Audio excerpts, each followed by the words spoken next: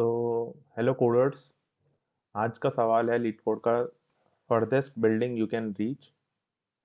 सो इस सवाल को थोड़ा समझा देते हैं पहले कि ये आपको बिल्डिंग्स दे रखी है एक array में।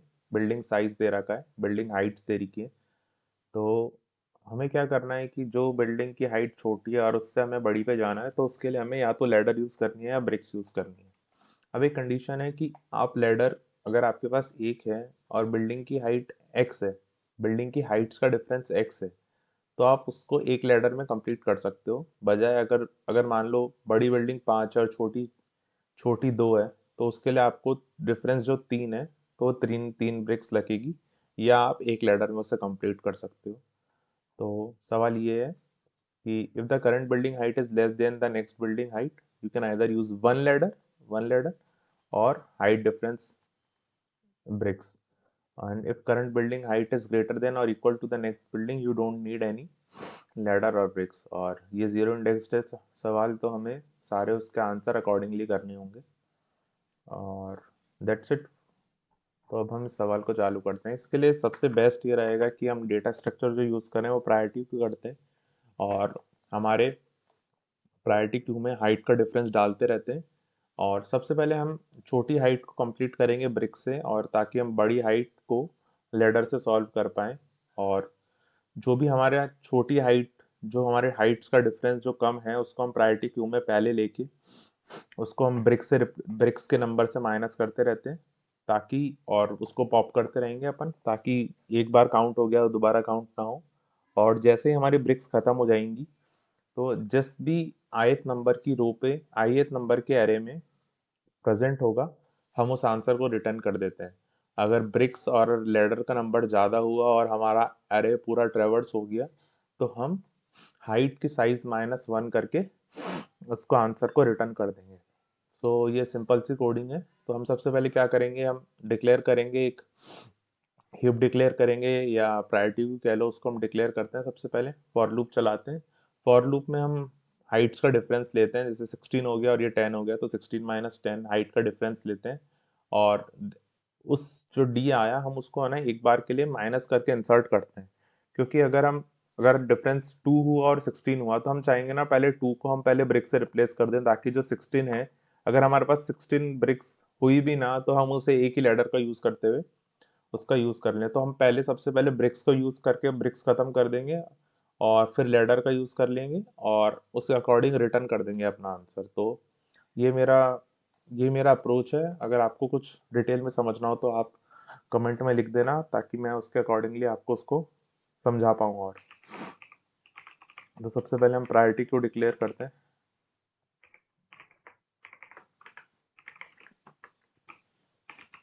और प्रायोरिटी को डिक्लेयर करने के बाद हम सबसे पहले फॉर लूप चलाते हैं, ताकि हम ट्रैवर्स कर सकें लूप को।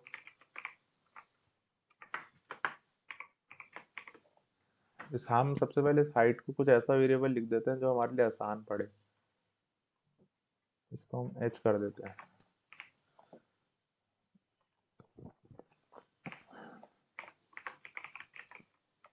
H dot size.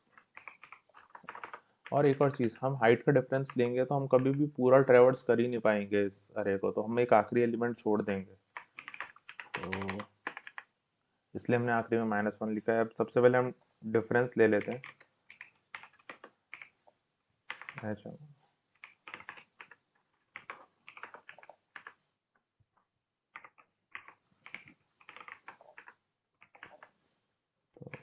ये हमारा सबसे पहले हाइट का डिफरेंस आ गया, और अब इस हाइट के डिफरेंस को हम अपने प्रायोरिटी क्यू में इंसर्ट करते रहते हैं। तो सबसे पहले हमारा हाइट पॉजिटिव होना चाहिए, कि अगला ज़्यादा हो पहले वाले से, ताकि हम उसे इंसर्ट करें और वही हमारे यूजफुल डेटा है। तो अब हम देख लेंगे कि डी हमारा ग्रेटर देन 0 है, तो इसको हम इंसर्ट कर देंगे। और हम इंसर्ट के लिए हमेशा इसको माइनस, जो भी हमारी वैल्यू है उसको माइनस इसलिए करेंगे, ताकि जो हमारी वैल्यू कम है वो टॉप पे रहे, क्योंकि प्रायोरिटी क्यू डिसेंडिंग ऑर्डर में होता है, और हम चाहेंगे कि जो बड़ी वैल्यू है वो पहले यूज हो। तो अगर 2 छोटा है उसको बड़ा करना है तो माइनस लगा देते हैं, 16 बड़ा है तो उसको छोटा करने के लिए -16 लगा देते हैं।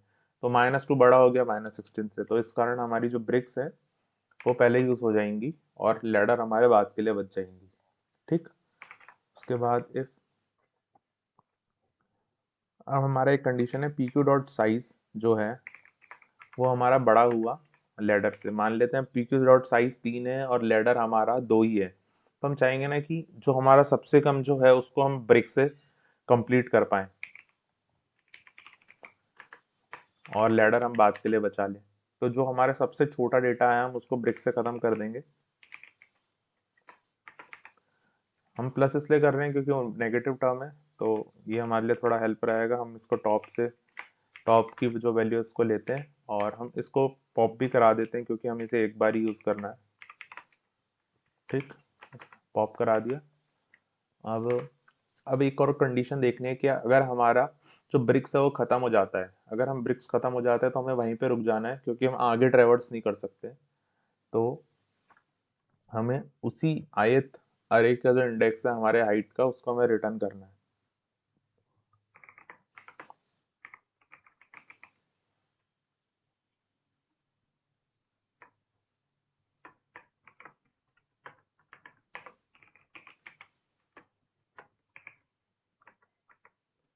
और ये हो गया हमारा। और उसके अलावा हम अगर पूरा ट्रेवर्स हो जाता है अरे, तो पूरा ट्रेवर्स हो जाता है तो हमें आखिरी जो है हमारा जो भी आई जीरो ये जीरो इंडेक्स का है, अगर एरे में 7 एलिमेंट है तो जीरो के इंडेक्स के हिसाब से वो आखिरी वाला 6 होगा, तो हमें उसको रिटर्न कर देंगे।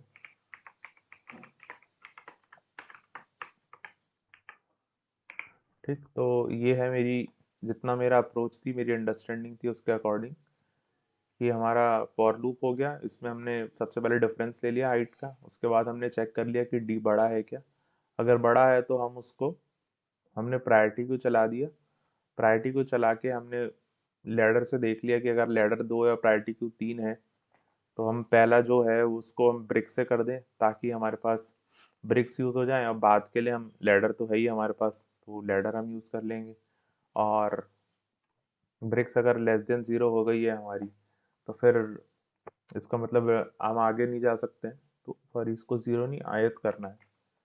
इसको हम जो भी हमारा आयत इंडेक्स है उसको उससे कर देंगे और आखिरी में अगर कुछ रहा नहीं तो हम उसको अ, इस- कर देंगे। तो ये हमारा फॉर लूप हो गया। और एक सेकंड है इफ लूप हो गया ये। तो ये हमारा पूरा फॉर लूप खत्म हो गया। और ठीक। I hope it works.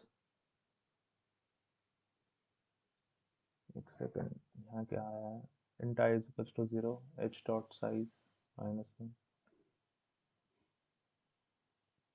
Okay okay, got it.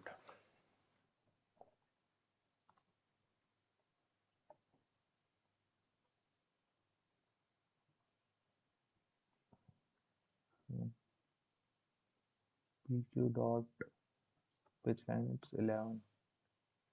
pq dot push क्या नहीं है। I hope now it's work. ठीक ना, इसको सबमिट करते हैं। ठीक। so that's it for today. I hope you like it. Give a thumbs up to subscribe, and if you need any of the explanation for any of the question you can ping me in the comments. Okay, that's it. Bye bye. Thanks for watching.